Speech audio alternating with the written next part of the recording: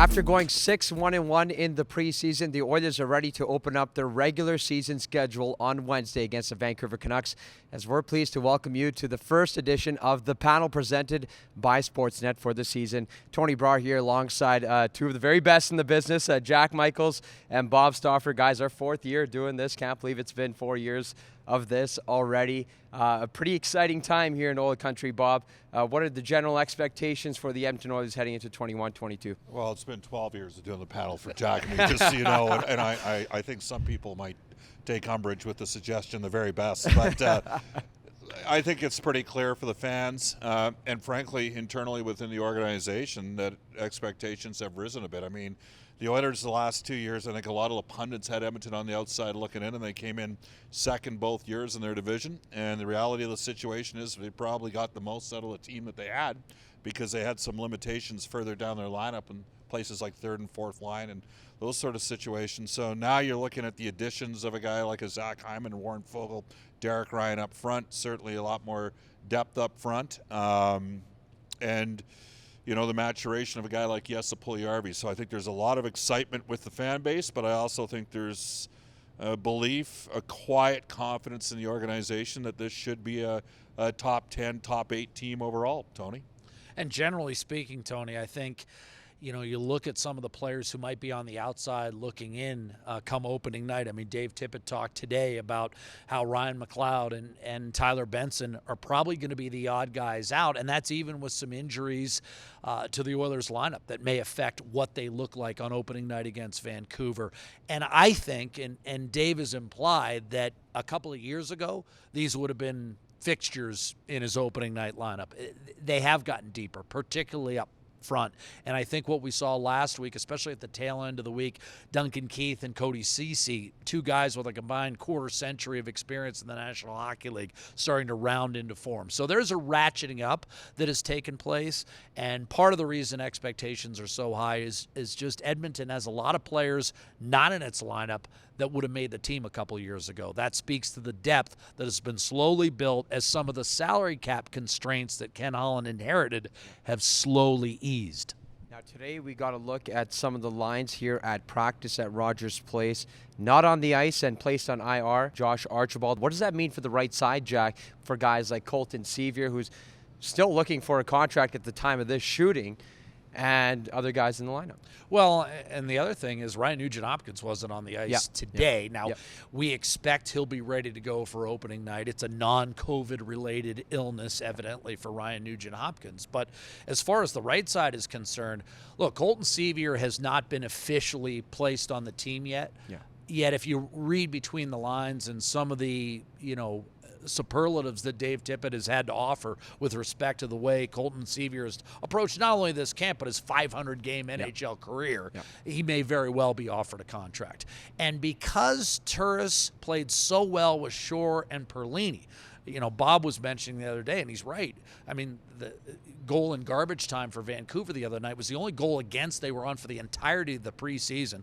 Perlini scored 6. Because Turris blended so well with Shore and Perlini, that line may remain intact. So if Cassian's unable to go, maybe on the right side, along with Warren Foegele and Derek Ryan, Colton Sevier gets an early opportunity to get some top 9 minutes. It depends on what Dave Tippett elects to do. But again, that is the luxury of having some depth at your bottom 6 positions that simply wasn't there in each of his prior 2 seasons. Now, Bob, before you, I know you want to jump in there, but before I let you kind of comment further on that, a lot of people probably, Jack, will be like, whoa, Kyle Turris was sent down to Bakersfield, but Bob, that's for salary cap implications. And we'll just see. I would suggest by Wednesday, by the time they play against the Vancouver Canucks, Kyle Turris will be recalled and back in the lineup. You know, it's interesting. We've gone 8 minutes here, guys, and not mentioned Connor McDavid and Leon Draisaitl, and I think that speaks to the additions that the Oilers have made. And I think that a couple of question marks. There's some concern, I think, for, you know, some of the more critical people of Edmonton's off-season body of work. What about in goal? And the defense, you know, do they have a physical presence? And it's interesting, the team came in 11th last year in goals against, but 7th in the league in save percentage. And I don't know about you, Jack. I don't know if Mike Smith's going to be able to have a .923 again. It was a great year he had last year. But I also think Mikko Koskinen is going to be better than 899, and they could both end up having somewhere between 907 to 915. And Dave Tippett's had a good handle as to how to deploy those guys. And to me, the defense is going to be different. It's a way better. Going back to when Jack and me started doing the games together, there were times in the early 2010s when Edmonton only had one or two guys that could move the puck. Well, they got five guys for sure every night that can move the puck. Yeah. And so it's a different type of D. They've got an experienced team goaltending-wise. I get the questions that are out there, but last year those guys delivered on the back end. And, Tyson Barrie ended up leading the league in scoring on defense, and Darnell Nurse led the league in even-strength goals. And the goalies came through. So I don't know about you, but one thing we know about Mike Smith, Jack, is that he's got a bit of screw you in his attitude. He loves showing the people that say, "Oh, he's brought some swagger right. in the room." Yeah, and it can be a quiet room at times, and Mike Smith has one of the more engaging personalities. Bob and I had a chance to talk to Brendan Perlini the other night, and it seems like he might add a little spice to that locker room as well. Bob makes a good point. We haven't talked about Connor McDavid and Leon Draisaitl. I think this does bear repeating a little bit. Is not only are they 1-2 in the league in scoring the last 5 years. I mean, that's when you take a look at the league's highest scorers, they're always there. Yeah. That speaks to consistency, but also, and perhaps just as importantly, durability. You look at the other high-end players in the league. Sidney Crosby, there's going to be some questions coming in, where is he going to be at physically in a few weeks? Colorado has had numerous games where they've had to play without Ranton, without Landeskog, without McKinnon, without two of the three, without all three, without Nikita Kucherov. Missed the entire regular season last year. He was great in the postseason. My point is not only have they been brilliant players, but they've been durable players, and that's why their greatness becomes a given and becomes something not really worthy of conversation because where they're going to be at the end of the year. And I think that's just as important, them showing up, as what they do on the ice, because they're always there. Let's have a little fun with Connor McDavid in particular. Do you guys think he can reach 150 points like some of the guys are projecting?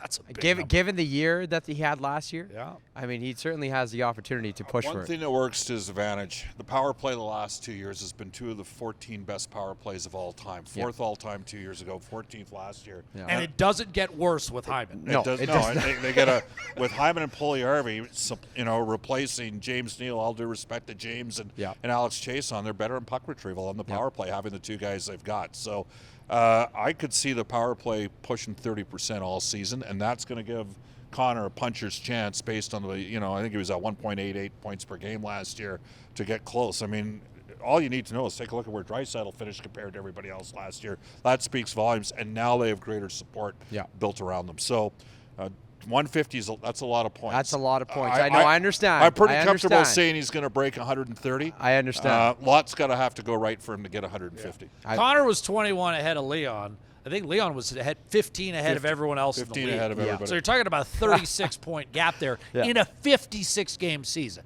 Now, the other thing I'll throw in there, and I don't want to be a wet blanket on the 150-point parade, is there is going to be real travel this year, and there's going to be real travel to not 6 other cities. You're talking about 31 other cities. Yeah. So the demands of that, plus the caliber of competition, I think will be overall strengthened in terms of what they're facing. Would I put it past Connor McDavid to negotiate those hurdles and still produce the kind of numbers he did last year? Yeah. No, I wouldn't. But I guess I would say I'd be cautiously optimistic with an emphasis on the cautious. I think he's going to come in right around 130. I'll give you a different sort of stat. I think the Oilers are going to win 50 games at least and finish. Obviously, they get 50 games or north of 100 points. They had 47 wins and 103 points back in 16-17. I have them at 50 wins and 104 points this year, and I do think they're going to knock off Vegas for top spot. All those years of Jack telling me that Marc-Andre Fleury was better than Carey Price, I'll agree with him on this. That's a massive loss for Vegas. Marc-Andre Fleury was part of the lifeblood of their organization. And I think Edmonton's better at center than Vegas is. I realize Vegas has got some real good wingers and is a heavy team, but I think Edmonton's going to win the Pacific Division this year. And for the record, I'm not saying he's going to get 150 points. I'm just saying there's some projections out there that are saying that he's going to. I'm just making sure. I'm just making sure. I know we quickly want to wrap up here, but one quick comment on the pairing of Keith and Cece. A lot of growth in that game against Vancouver because Nurse and Barry were not in. They got top-line minutes, and Jack fared pretty well. Well, as I said, I think they were beginning to round into form. You heard Mike Smith kind of say, with respect to the fact that he got the one start in the preseason where he finished the game, wasn't too worried about it. I mean, you look at Mike Smith, 20 professional seasons. Duncan Keith, his 17th in the NHL. Cody Ceci, entering his 10th in the NHL. These are not raw-boned rookies, deer in the headlights. They know when it's time to pick up their game. And so nothing I saw late last week was a surprise with respect to all three of those guys. We talked about the Oilers' high-end players. This is a team ready to go. And as Bob indicated, this is also a team with a greater sense of expectations for themselves. They're not looking ahead to the regular season, but I think that core group of 6 or 7 who've been here for 3 years or more now have an understanding that ultimately they're going to be judged on what happens in May and June. Jack, Bob, always a pleasure talking Oilers hockey with you guys as we get geared up for Wednesday night.